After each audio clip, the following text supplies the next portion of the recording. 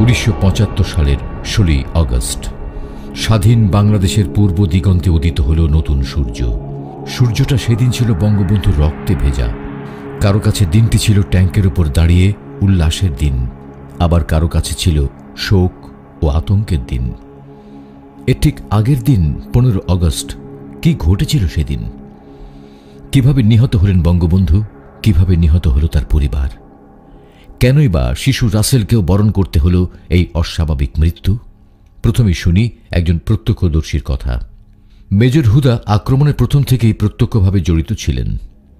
Lieutenant colonel অবসরপ্রাপ্ত M A Hamid পিএসসির লিখিত 3টি সেনা অভ্যুত্থান ও কিছু না বলা কথা বইতে উঠে এসেছে এই মেজর হুদার কথা।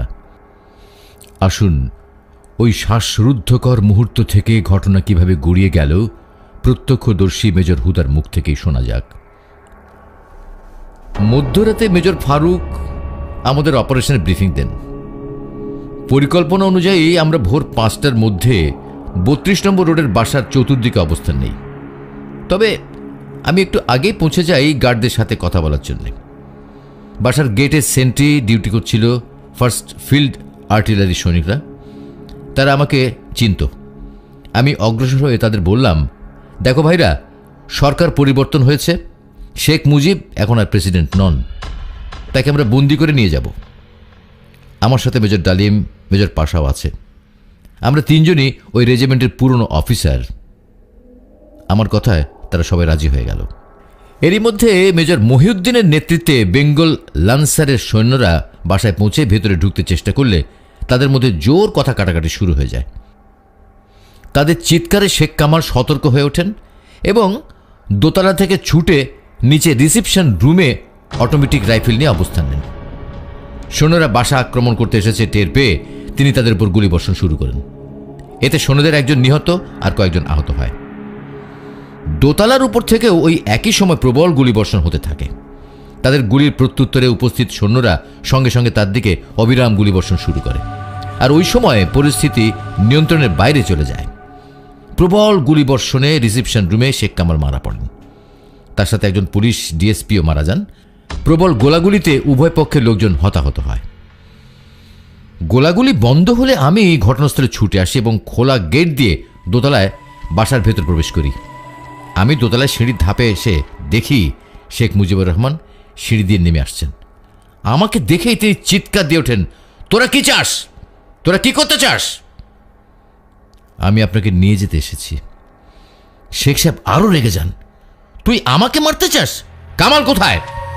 তোরা কামালকে কি করেছিস? স্যার, কামাল তার জায়গায় আছে, আর আপনি তুই করে বলবেন না। আপনি বন্দি, আপনি চলুন। এবার শেখ সাহেব গর্জন করে উঠলেন, কি তোদের এত সাহস? পাকিস্তান আর্মি আমাকে মারতে পারেনি। আমি জাতির পিতা, আমি বাঙালি জাতিকে ভালোবাসি, বাঙালি আমাকে ভালোবাসে, কেউ আমাকে মারতে পারে না। বেশ কিছুক্ষণ তিনি আবল তাবল বকতে থাকেন। তখন আমি বললাম, স্যার, এসব নাটকীয় কথাবার্তা রাখুন, আপনি চলুন আমার সাথে, আপনি বন্দি। শেখ সাহেব এবার নরম হয়ে আসেন, বললেন, তোর আমাকে এইভাবে নিয়ে যেতে চাস? আমার তামাক আর পাইপটা তো নিতে দে। এই বলে তিনি তার শয়নকক্ষের দিকে পা বাড়ান। আমিও তার পেছনে পেছনে যাই। মেজর মহিউদ্দিনও সাথে। আমার হাতে তার তামাকের টিন আর দিয়াশালাইও নেই। তখন তাকে আর কোনো টেলিফোন করতে বা সময় ক্ষেপণ করতে দিইনি। কথাবার্তায় মাত্র মিনিট 3 সময় নষ্ট হয়। আর কামরা থেকে বেরিয়ে তাকে নিয়ে আমি সিঁড়ির বারান্দার মুখে উপস্থিত হই। তিনি সামনে, আমি তার একটু পিছনে বাঁ পাশে। মেজর মহিউদ্দিন ও 2-3 জন সেপাই আমার পেছনে। বারান্দায় নামতে এক পা দিতেই পেছন থেকে সিঁড়ি সংলগ্ন রুমের করিডোরে ঘরের ভেতর থেকে কেউ রাইফেল থেকে আচমকা গুলি ছড়ে। আমার ঠিক পেছনে দাঁড়ানো সেপাই আহত হয়ে পড়ে যায়, আর আমি মেঝেতে শুয়ে পড়ে পজিশন নিই। শেখ সাহেব দাঁড়িয়ে থাকেন। সিঁড়ির নিচে 6 থেকে 7 ফুট দূরে দাঁড়িয়েছিল কয়েকজন কালো উর্দি পরা সৈনিক। তারাও সঙ্গে সঙ্গে সামনে থেকে এক ঝাঁক গুলি বর্ষণ শুরু করে দিল। গুলি শেখ সাহেবের বুকে আঘাত হানে। তিনি সঙ্গে সঙ্গে ধপাস করে সিঁড়ির উপর পড়ে যান। সৈন্যরা কামরা লক্ষ্য করে আরও গুলি ছুঁড়ল। এর পরপরই ঘরের ভিতরে বাইরে এলোপাথারি বেশ কিছুক্ষণ গোলাগুলিও চলে। ঘটনা ঘটে গেল আমার চোখের সামনে একেবারে অপ্রত্যাশিতভাবে। আমি নিজে ঘটনার আকস্মিকতায় হতভম্ব হয়ে যাই। শেখ সাহেব তখন কিন্তু মৃত।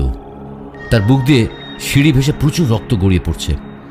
তাকে ওই অবস্থায় রেখে আমি নিচের দিকে যাই, দেখি সবাই ভয়ে উত্তেজনায় কাঁপছে। আমি তখন কি করি বুঝে উঠতে পারছিলাম না।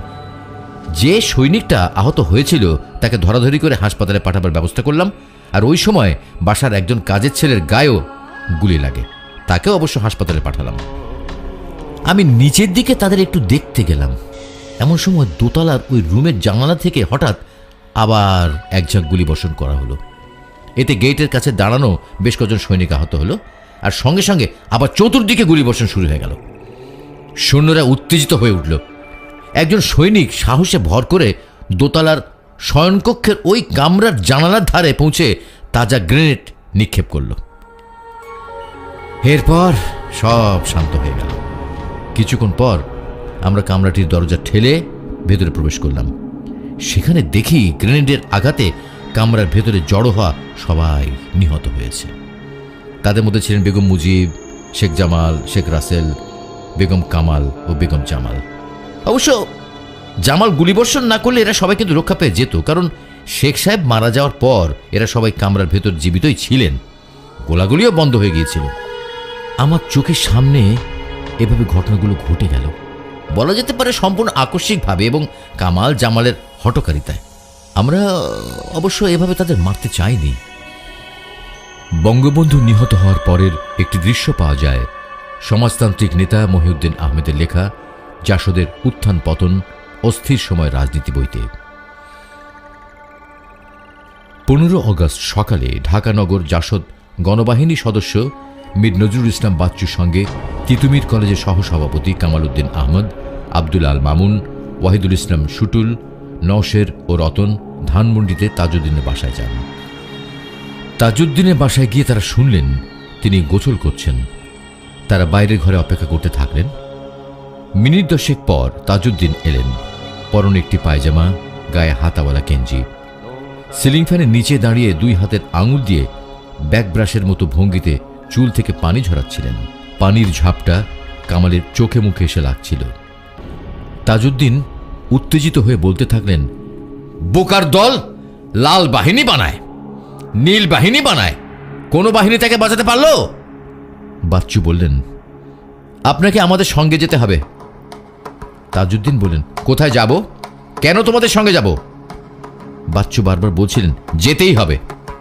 তাজউদ্দিন কামালকে বললেন, নানু এটা কারা করল? রাইটিস্টরা না লেফটিস্টরা?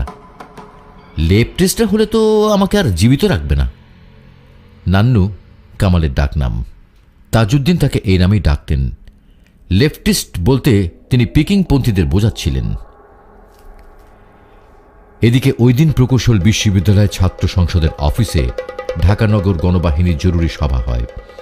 সভা পরিচালনা করেন কর্নেল তাহেরের ভাই আনোয়ার হোসেন, যাকে পরবর্তীতে শেখ হাসিনা জাহাঙ্গীরনগর বিশ্ববিদ্যালয়ের ভিসি পদে অধিষ্ঠিত করেন। সভা শুরু হলে এই আনোয়ার হোসেন উপস্থিত সবাইকে বলেন, ভাইজান অর্থাৎ লেফটেন্যান্ট কর্নেল আবু তাহের সকালে রেডিও স্টেশনে গিয়েছিলেন। তিনি মেজর ডালিমকে বকাঝকা করে বলেছেন, বালের মেজর হয়েছ, এখনো পর্যন্ত একটা মার্শাল প্রক্লামেশন ড্রাফট করতে পারলেন না। জানো কাল ইউনিভার্সিটিতে কারা বোমা ফাটিয়েছিল? They are my boys. Lieutenant colonel Abu Taher গোপনে গণবাহিনী গড়ে তুলেছিলেন। ডালিম ও নূর তার সাথে নিয়মিত যোগাযোগ রাখতেন। তাহের ও ডালিমের চিন্তাধারা ছিল একই রকম। তাহের 15 আগস্টের অভ্যুত্থানে সরাসরি অংশ নেননি, তবে ওই দিনই তিনি অভ্যুত্থানকারীদের সাথে যোগাযোগ স্থাপন করেন। Lieutenant colonel Abu Taher major রশিদের অনুরোধে সকাল 9টায় ঢাকা বেতার কেন্দ্রে যান। সেখানে তিনি খন্দকার মোশতাক আহমেদ, তাহিরউদ্দিন ঠাকুর, মেজর ডালিম ও মেজর জেনারেল খলিলুর রহমানকে দেখতে পান। অভ্যুত্থানকারীদের যত তাড়াতাড়ি সম্ভব সশস্ত্র বাহিনীর 3 প্রধানের সঙ্গে যোগাযোগ করতে বলেন তিনি। তিনি খন্দকার মোশতাককে অবিলম্বে সংবিধান বাতিল এবং সারা দেশে সামরিক আইন জারির প্রস্তাব দেন। সামরিক শাসন জারির দাবি ছিল তাহেরের একান্ত নিজস্ব। এ বিষয়ে তিনি গণবাহিনীর কেন্দ্রীয় কমান্ড কিংবা জাসদের পার্টি ফোরামের সাথে আলোচনা করেননি এবং এসব প্রস্তাব উত্থাপনের জন্য পার্টি তাকে কোনো ম্যান্ডেট দেয়নি। এর দুদিন পর সকালে ঢাকা বিশ্ববিদ্যালয়ের ছাত্র নঈম জাহাঙ্গীর নারায়ণগঞ্জে তাহেরের বাসায় যান পরিস্থিতি সম্পর্কে আঁচ করতে। 1971 সালে নঈম 11 নম্বর সেক্টরে তাহেরের সহযোদ্ধা ছিলেন এবং প্রায়ই তার সাথে দেখা সাক্ষাৎ করতেন। তাহের আক্ষেপ করে নঈমকে বললেন, ওরা বড় রকমের একটা ভুল করে ফেলেছে। শেখ মুজিবকে কবর দিতে অ্যালাউ করা ঠিক হয়নি। এখন তো সেখানে মাজার হবে, কত কিছু হবে। উচিত ছিল লাশটা বঙ্গোপসাগরে ফেলে দেয়া। এছাড়াও 15 আগস্টের পর গণবাহিনীর পক্ষ থেকে একটি লিফলেট প্রচার করা হয়। লিফলেটের শিরোনাম ছিল, খুনি মুজিব খুন হয়েছে, অত্যাচারীর পতন অনিবার্য।